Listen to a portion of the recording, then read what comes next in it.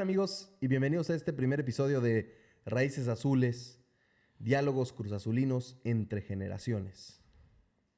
Hola Luis, ¿qué tal? ¿Cómo estás? Bien, papá, bien. No sé si te voy a decir papá, no sé si te voy a decir Toño, no sé cómo te vaya a decir, pero este es justo de lo que queremos hablar. Somos dos aficionados del Cruz Azul muy grandes, que la verdad llevamos ya mucho tiempo siendo aficionados.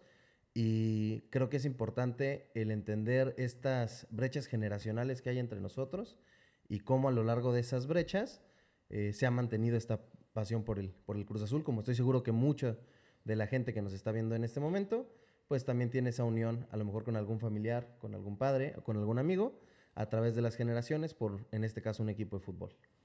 Es correcto, la verdad es que son de las cosas que se van heredando, la afición, la pasión por un deporte, la afición por los colores de un club.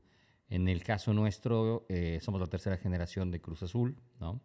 Yo empecé a seguir al equipo por la influencia de mi papá y después enseñé a Luis a respetar los colores, a querer a la institución, a disfrutar de los sinsabores hasta que finalmente nos tocó ver campeonar a la máquina en el Estadio Azteca en plena pandemia, venciendo al Santos Laguna. Creo que es importante lo que mencionas porque, pues, me lleva a mi primer pregunta. ¿Cuánto llevas tú siendo aficionado del Cruz Azul? Desde que tengo uso de razón, desde que tengo memoria. La verdad es que mis colores siempre han sido azules. Conviví mucho con la familia de mi mamá, ¿no? Todos mis tíos maternos, ninguno de ellos es aficionado a la máquina. Hay aficionados a las Chivas, hay aficionados a Atlante. Miento, uno de los menores es aficionado a la máquina, de los tíos menores, pero lo cierto es que siempre la casa de los abuelos estaba rodeada de fanáticos. Bueno, mi abuelo le iba al Atlético Español, ¿no? Porque antes le iba al Necaxa, que debo decirlo, fue el primer club al que mi papá le fue, hasta que llegó Cruz Azul a hacer historia con el ascenso en su primera temporada y empezó a campeonar y entonces mi papá adoptó los colores cementeros y desde entonces, ¿no? Siempre he sido cementero. Algo que se me hace interesante de lo que tú me platicas de cuando eras niño es que a ti te tocó la época, pues, de Cruz Azul de la máquina, cuando ganaban y ganaban y ganaban. ¿Tú crees que eso también te mantiene a ti con tanta ilusión y tanto apego a que algún día regresen a esa época? Yo creo que sí, definitivamente cuando vives tu infancia, el equipo que es fuerte o el equipo que es competitivo es el que te va marcando, ¿no? No importa cuál sea el deporte. Mi generación en lo que a fútbol se refiere fue definitivamente la generación que vio crecer a la máquina, que lo vio emerger, que vio cómo se consolidó, la de los bicampeonatos, la que emocionaba, la que jugaba bonito, la que siempre era vistosa, siempre entregada a los colores, con una base de mexicanos importante, pero con extranjeros que vinieron a marcar diferencia, el caso de Miguel Marín, ¿no? El centro delantero Horacio López Salgado lo tengo tan presente, Guillermo Wendy Mendizábal, en fin, la verdad es que Cruz Azul siempre me dio satisfacciones y hasta la fecha estoy a muerte con los azules. Qué bueno, creo que la verdad en mi caso fue completamente diferente, porque yo nací en el 98, un año después de que Cruz Azul logra su octavo campeonato, y durante 23 años me tocó no verlo campeón. Creo que lo que a mí me funcionó, y ahorita vamos a hablar del tema, la estructura de este podcast y de lo que queremos platicar es primero tratar de un tema y hablar de un tema pues, general que le puede importar a la afición azul y luego entrar en la situación actual del club, como vaya avanzando el torneo. Yo sé que nos tardamos 5 fechas en sacar el primer episodio, pero queremos pues indagar en los procesos y en lo que creamos nosotros que va a suceder en la siguiente jornada, ¿no? Nosotros nos tardamos 5 fechas en sacar el primer episodio, pero la máquina tardó 5 fechas en empezar a jugar con este nuevo proyecto de Anselmi, ¿no? Relativamente sí, y ya entraremos un poquito en ese tema, pero volviendo a lo que te mencionaba, yo cuando le empiezo a ir al Cruz Azul, me acuerdo que en el 2008 veo la primer final, que es la que pierden con Santos, ¿no? Que para mí, en ese momento yo llevaba a lo mejor 3 o 4 años de que me empezaba a gustar el fútbol y pues fue rapidísimo, ¿no? Me empieza a gustar el fútbol y de repente ya veo a mi equipo en una final y es la primer final que a mí me toca verlos perder. Si la vemos cronológicamente con las finales perdidas de Cruz Azul, vendría siendo la segunda porque ya habían perdido la del 99 contra Pachuca. Llega esta del Santos. Al siguiente torneo los veo llegar a la final contra Toluca. No, ahora sí, y luego qué final, que quedaron 2-2, tumban a Villaluz, se van a los penales y por azares del destino el balón le pega en la espalda a Josgat Gutiérrez, entra el balón y Alejandro Vela acaba fallando el último penal que alargaba la tanda de penales, que fue una tanda de penales larga, o sea, creo que casi pasaron todos o hubo segunda vuelta, no me acuerdo muy bien, pero me acuerdo que fue muy larga. Y luego al siguiente torneo tienen el peor torneo que veíamos hace poco, el peor torneo que habían tenido, o sea, quedaban en último lugar. Y al siguiente vuelven otra vez a la final contra Monterrey y vuelve a caer. Entonces, creo que para mí el fanatismo que tengo por el equipo, sí, obviamente es por esta cercanía familiar o por sentir esos colores. Pero al principio, si bien no se ganaban las finales, pues se veía un equipo competitivo que siempre estaba en liguilla, siempre estaba en los primeros lugares, y por X o Y situación no llegaban. Yo me acuerdo que inclusive el primer torneo del que tengo memoria habrá sido el Apertura 2000, no, el Clausura 2006, yo creo, cuando jugaron contra Chivas en unos cuartos de final y que el Bofo hace un juegazo y queda campeón Chivas contra Toluca. No, espérate, entonces fue Apertura 2007. Es el del que más me acuerdo de haber visto ese partido. Entonces, yo creo que para los dos, el ver un equipo tan competitivo desde chicos, pues nos hizo sentirnos también muy identificados con la causa, ¿no? Y que aparte, creo que sí, está bien, Cruz Azul llegó a Primera División siendo una marca, pero en sus inicios era el equipo de la cooperativa, ¿no? Era el equipo de la gente trabajadora, de todo lo relacionado a la cementera, ¿no?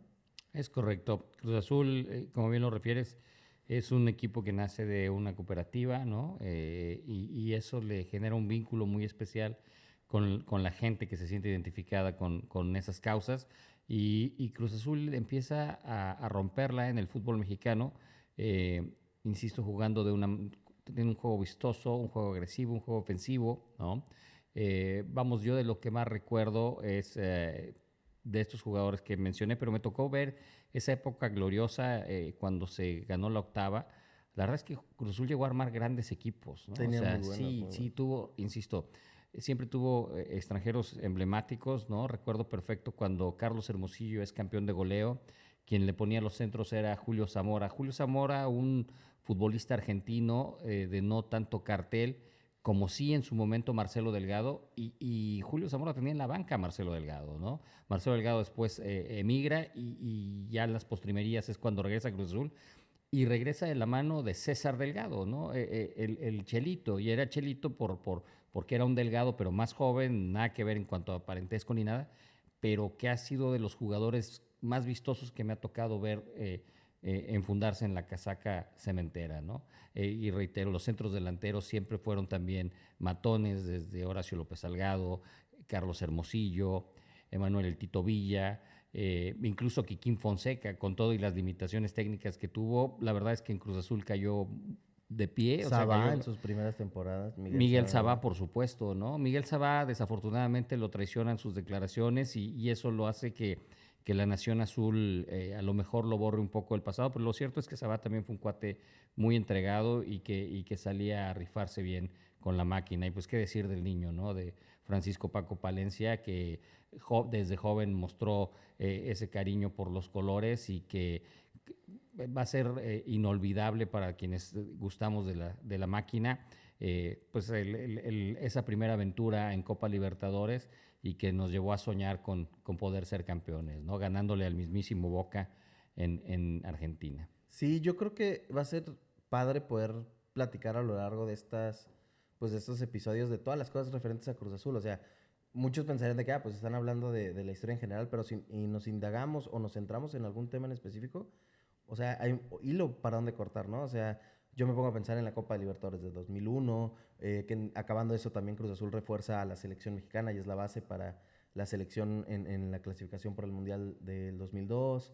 Eh, Inclusive la era Boeing, esa mala temporada de Cruz Azul, lo que mencionábamos de la gran etapa de Cruz Azul cuando el tricampeonato. Y la verdad es que vamos a tener muchas, muchas cosas para seguir platicando. continuar con esto y vamos a hablar un poquito de este siguiente tema. ¿Quién consideras tú que fue el último gran delantero de Cruz Azul? Mira, Santiago Jiménez duró muy poco, ¿no? En Ujú. la institución, pero la verdad es que el tiempo que estuvo lo hizo muy bien, ¿no? Es muy difícil el poder llevarlo al nivel de Carlos Hermosillo o incluso de Manuel Villa, referentes de la máquina. A últimos años se ha adolecido la máquina de un centro delantero efectivo, matón, certero, que compita por el título de goleo. Porque inclusive cuando llega Santi, o sea, ya llevaban como una racha de no tener un delantero fuerte, ¿no? Sí, Yo me acuerdo cuando entra Santi, estaba apenas en las primeros capítulos debutando con la máquina, y había un delantero como Felipe Mora, había el fiasco que fue Roque Santa Cruz, todos esos Cauterucho, Cristiano, ¿te acuerdas de que se fue luego a Monterrey? Pavone. Ah, No, bueno, Jonathan Jonathan Cristaldo, Cristaldo. sí. Y así, y Y del Conejo Guerrón Benítez, y ¿no? el El Conejo Conejo Benítez, que era Benítez. rapidísimo. Lo que pasa es que ese tipo era más rápido que efectivo. O sea, de pronto se le olvidaba el balón o no sabía cómo definir, no levantaba la cabeza. Pero era un tipo aguerrido. Y sí, efectivamente, ha sido una posición muy, muy difícil de cubrir, ¿no? Hace un momento mencionabas la Copa Libertadores.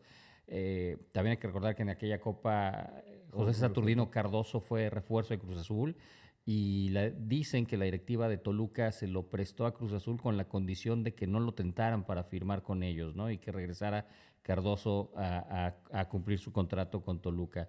Pero la verdad es que Cardoso como profesional pues nunca desentonó, al contrario, llegó a complementar y agregar valor a la máquina. Pero efectivamente no se ha encontrado un centro delantero y híjole, con todo y lo bien que puede estar empezando a jugar esta máquina, esta versión de Anselmi, con lo que nos llena de ilusión a la Nación Celeste, sigo sin ver tan sólido al refuerzo que con tanto bombo y platillo se trajo al Toro Fernández, un jugador eh, por el que se pagó mucho dinero y yo le apostaría más a la continuidad de Sepúlveda, con todo y que Sepúlveda pues ya no es un jovencito, pero esa misma madurez puede darle esa estabilidad que presenta, Es el que segundo necesita. equipo grande en Sí, el que está, ya no es... es correcto. Y sin embargo, yo reconozco en Sepúlveda un cuate todo pundonor, toda entrega, que sale y se mata y le echa todas las ganas y pone ese extra de actitud en donde puede tener algunas limitaciones técnicas. Que la verdad es un tipo, considero yo, profesional y que va a entregar buenos dividendos a la Nación Azul. Pues podría ser yo, mira, yo el que considero que fue el último gran delantero de Cruz Azul, yo me iría hasta el Tito Villa. Sí, y se nos está yendo una persona que a lo mejor muchos nos echan en cara, que es el Cabecita. ¿Sabes qué? Sí, pero yo al Cabecita Rodríguez yo no lo veo tanto como centro delantero. Siento que su forma de juego con Cruz Azul fue siempre de la banda hacia el centro, enganchando, que es un poco también como lo llegan a colocar en América por la Ujú. banda izquierda. No es un centro delantero nominal desde mi punto de vista, sí habilitado, igualmente es un tipo muy rápido, con muy buena técnica y muy buena pegada, y que también sintió los colores de buena manera, ¿no? Y que disfrutó esa novena tanto como la afición. Bueno, ya sabemos que también una pata de palo de Cruz Azul de los últimos tiempos es el tema directivo. Se le dio salida con el sueño europeo y después hay muchas especulaciones que quiso regresar, que no hubo manera, en fin. Pero debo reconocer que el tiempo que estuvo él entregó buenos números, ¿no? Sí, y se sentía como el compromiso con la playera, que también es algo de lo que hemos hablado en últimas semanas y lo vimos con todos los cambios que hubo para la entrada de Anselmi. Y Jonathan, perdóname, Sí, Jonathan creo que incluso colabora, no sé si con intención o no, en la consolidación de Santiago en la sí. posición de centro delantero, ¿no? Sí, le permite a Santi hasta quitarse un poquito de presión de ser el que tuviera que generar las jugadas. Y pues teniendo un aliado como el Cabecita Rodríguez, pues era muy letal ese Cruz Azul. Creo que algo importante de mencionar es que Cruz Azul desde ese campeonato no ha vuelto a liguilla. Ha estado en repechaje, Sí, pero no ha vuelto a liguilla. ¿Qué está pasando con Cruz Azul? pues eso, ¿no? Yo creo que no hay una continuidad del proyecto del Cruz Azul campeón, solamente hay un jugador Se fue Escobar, que no tenía que por qué es irse. Nacho Rivero. Sí, mira, el tiempo nos dirá si tenía que irse o no Escobar. Al final del día, cuando alguien no está a gusto en el entorno, yo creo que lo más sano es que cada quien tome su camino y por mucho que podría dolerle a la afición o en este caso, y hablando en primera persona, a mí la separación de un jugador que también demostró entrega y pundonor y amor a la camiseta y compromiso, y además de que es un jugador con... Muchas habilidades, mucha Exactamente, entrega, sí. mucho físico. Eh, pues bueno, a fuerzas en los zapatos entran, ¿no?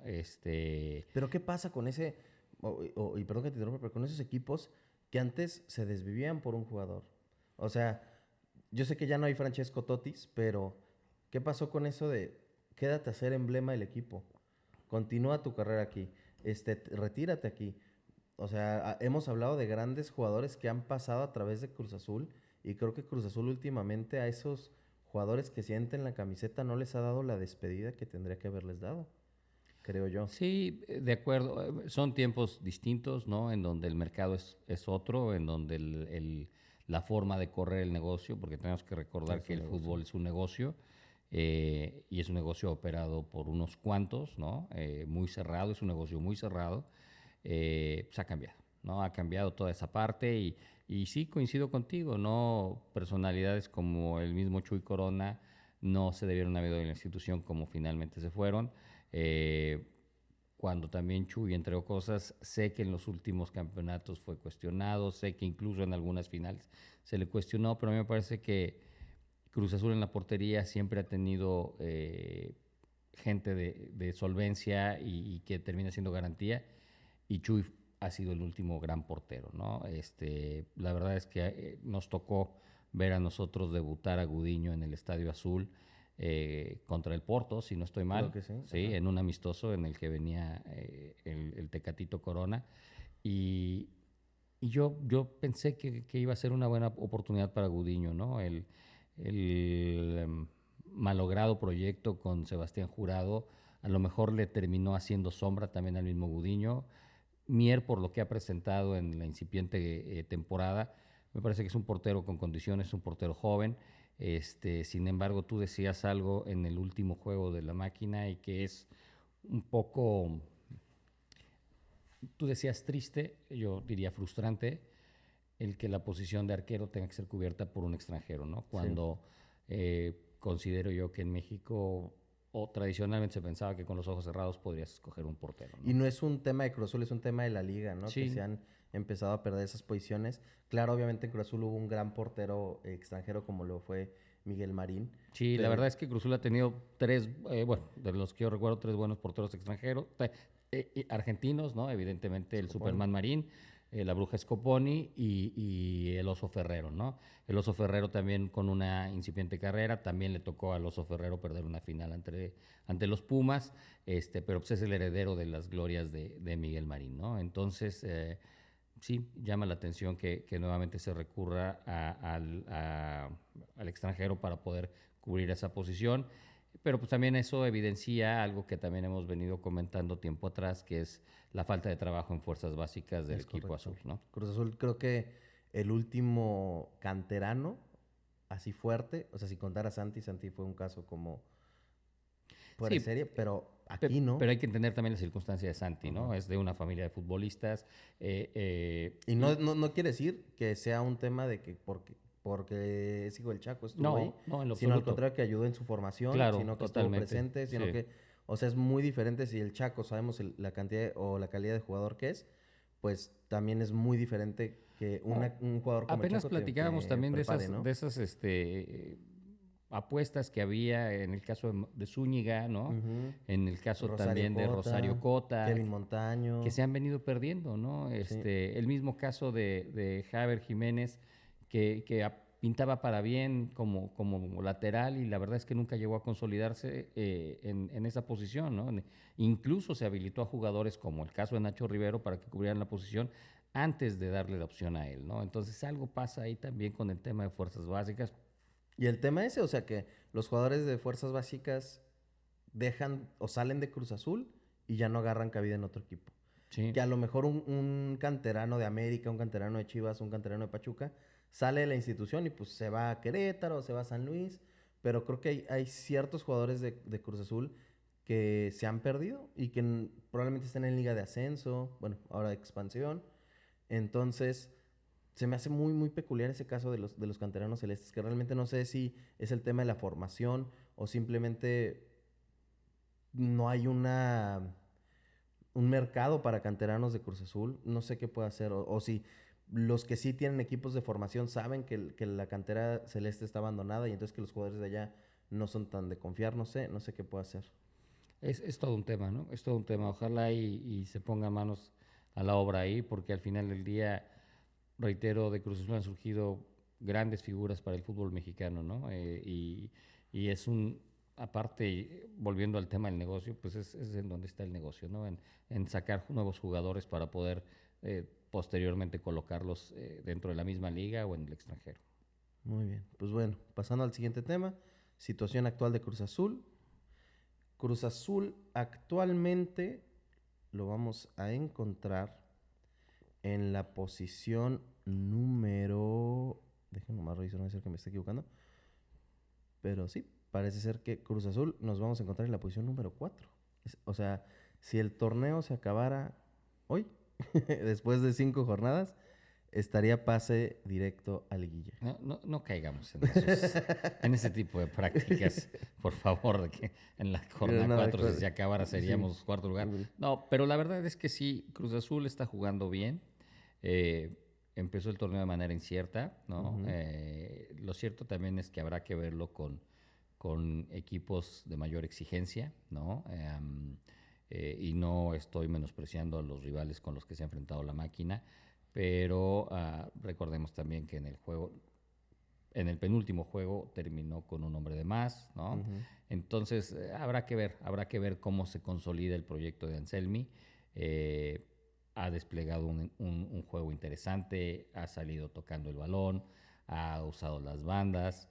A mí de entrada me parecía o me parece un plantel limitado, ¿no? No con muchas alternativas, pero parece ser que les está sacando el mayor provecho alternando posiciones, cambiando formaciones. Entonces, ojalá y la máquina siga por ese camino y termine de consolidar este proyecto para gusto de su afición que tan noble y tan fiel siempre está atenta al devenir de la máquina, no importa cuál es el resultado, ¿no? Es un técnico joven, un técnico con ideas nuevas. Creo que a muchos nos agarró de sorpresa esos primeros 2 partidos cuando no veíamos a un Piovi perdido, inclusive a Dita un poco también como que no, Contagiado de esa ajá, o sea, muy, muy inseguridad, sí. endeble la central de Cruz Azul. Los últimos partidos bien, contra Querétaro me parece que se jugó bien. Querétaro, un rival que se Que encuentra en pobre la Querétaro. quinceava Sí, pobre posición. Querétaro. La verdad es que ojalá y lo vendan pronto por el bien de la plaza, por el bien del club, porque el que esté siendo operado por el mismo grupo que opera al Club Cholos, lo único que hace es que limita el tema presupuestal desde mi perspectiva para las dos ciudades, ¿no? O sea, y si no, que le pregunten a Miguel Herrera cuánto tiempo tiene sin ganar con Cholos, y yo creo que lo mismo pasa con Querétaro, ¿no? Es Mauro Gerg es un cuate súper enamorado de la camiseta, del club, de la ciudad, pero pues no puede hacer magia. No puede hacer magia con lo poco que tiene y que vemos como torneo a torneo los que estaban en Tijuana se van para Querétaro y los de Querétaro se regresan a Tijuana y no hay mayor aportación en ese sentido. Entonces, reitero, sin menospreciar al rival, habrá que ver a Cruz Azul cuando verdaderamente se enfrente con los que están peleando Es arriba correcto. de él, ¿no? El Sí. 1, el 2, el 3. Y pues bueno, esta semana Cruz Azul, pues me parece que descansa, ¿no? Porque fue doble jornada, pero regresan, no, sí se juega esta semana el 10 de febrero contra el Atlético San Luis en el Estadio Ciudad de los Deportes. Antes de darme lo que pienses de eso, ¿qué opinas del regreso al Estadio Ciudad de los Deportes? Fíjate que a mí es un estadio A mí me gusta mucho. sí, pero lamento mucho que se haya abandonado tanto en este periodo en el que Cruzul estuvo jugando en el Azteca. Está muy maltratado el inmueble, es un inmueble muy viejo, es un inmueble obsoleto en varios sentidos, pero tiene una cancha muy rápida, ¿no? Recuerdo que en alguna ocasión cuando Tomás Boy era el técnico de Cruz Azul decía que era una cancha muy rápida y en muy Está en buen muy buen estado Sí, antes de que se fueran. es correcto. Entonces, ojalá y recupere ese nivel competitivo, la grama, y que Cruz Azul pueda dar una buena exhibición, ¿no? Y que se terminen con ese tipo de mitos y leyendas urbanas que había en torno al estadio. Que no se podía hacer campeón ahí. Exactamente, ¿no? Pero bueno, regresando ya al encuentro, al Aparte, próximo encuentro, sí, sí, perdóname. dame un paréntesis. Para la gente que es de Ciudad de México y que conoce cómo es, o que ha tenido la oportunidad de visitar el Estadio Ciudad de los Deportes antes Estadio Azul, es mucho más cómodo, percibo yo que es mucho más cómodo llegar al Estadio Azul o al Estadio Ciudad de los Deportes que al Estadio Azteca. Es un camino mucho más amigable, mucho más seguro. Este, puedes llegar en metro, bajándote en San Antonio y caminando, puedes llegar en Metrobús, bajándote en Ciudad de los Deportes, hay taxis, hay micros, o sea, siento que es más cómodo para el aficionado llegar allá, a lo mejor por la manera en la que me desplazo yo, pero no sé, a mí hasta eso me gusta mucho más. El estadio es muy, como lo dices, muy, yo lo llamaría hasta básico, como de ahí está la cancha y ya no hay nada más que ver, pero desde todos lados ves bien, Es es correcto. un ambiente muy familiar, muy cómodo. La verdad es que a mí me gustaba mucho hasta me gustaba como en el Azteca hay 18 precios, o sea, que agarras el asiento club y el asiento club plus y grada 1, grada 2, 300, 400, 500. Y en el azul eran como 4 o 5, eran en medio, ya sea de este lado, en cabeceras o hasta arriba. ¡Pum! Se acabó.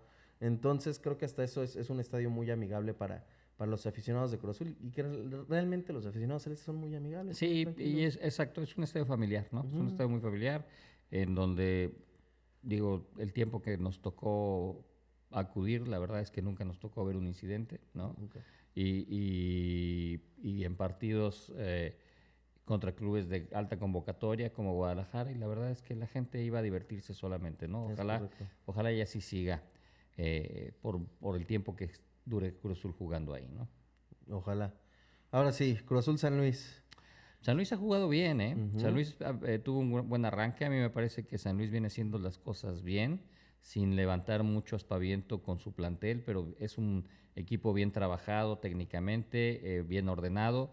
Eh, Vienen en derrota con Chivas, acaban sí, de perder con Chivas pero eso de local. también hay que ponerlo en perspectiva, ¿no? La verdad es que también de los clubes que están arrancando bien el torneo, me parece que Guadalajara está haciendo las cosas bien, ¿no? Eh, un equipo muy dinámico, ese sí, un equipo un poquito con un plantel más amplio, Guadalajara. Bueno, pero bueno, el tema aquí es que efectivamente San Luis viene de perder con Guadalajara. No es una visita cómoda la de San Luis a la capital del país. Entonces yo esperaría que Cruz Azul mantenga su Paso buen firme. paso, así es, y pueda demostrarnos que esto que vemos no es una ilusión, no es un espejismo, sino que es producto del trabajo de Anselmi y su plantel. Y pues bueno, va a repetir jornadas seguidas en el Estadio Azul. Se juega contra San Luis, luego contra Tigres. Ya platicaremos la próxima semana de lo que se viene contra Tigres. ¿Qué podemos esperar ahorita en jornada 5 de este Cruz Azul? Ahorita en jornada 5. ¿Qué vamos a esperar para el torneo? Yo creo que Cruz Azul, si mantiene la forma de juego, sin problemas tendrá que llegar a liguilla, ¿no? Ya llegar a liguilla habrá que ver cómo llega y cómo llegan los otros clubes. Insisto, es muy temprano en el torneo para emitir un juicio desde mi punto de vista sobre los alcances que pueda tener esta máquina. Vienen buenos rivales, ¿no? Y habrá que ver cómo se comporta contra esos rivales de jerarquía.